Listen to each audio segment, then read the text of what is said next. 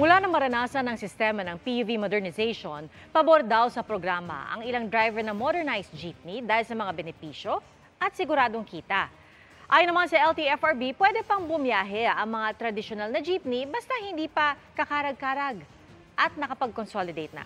Nakatutok si Von Aquino.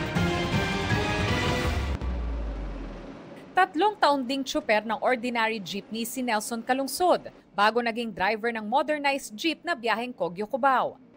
Kung papipiliin, mas gusto niya ang sistema ng Public Utility Vehicle Modernization Program o PUVMP kung saan miyembro na sila ng kooperatiba. Hindi naman po masyadong malaki yung diferensya. Nakaganda lang nito, yung mayroon kang benepisyo. Mas gusto kong ganitong buhay na hindi ka masyadong yung parang ngarag naghahabol na baka hindi ako kikita.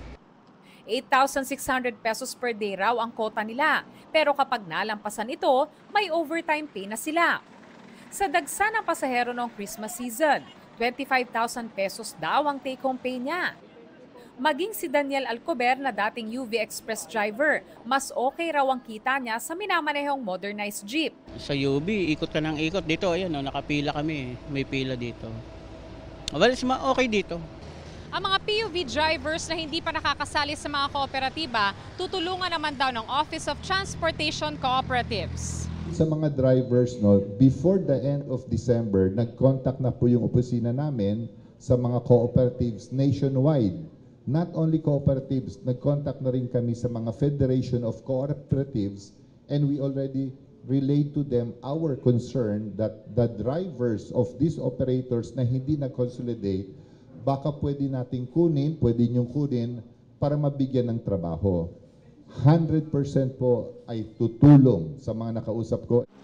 Ayon sa Land Transportation Franchising and Regulatory Board, ang mga nakapag-consolidate na may lumang traditional na unit ng jeepney, pwede pa rin namang bumiyahe pero habang nandoon pa at napatunayan natin na roadworthy pa yan, doon sa consolidated units or sa consolidated entity, magkakaroon pa po sila ng kaukulang taon para i-operate yung lumang unit.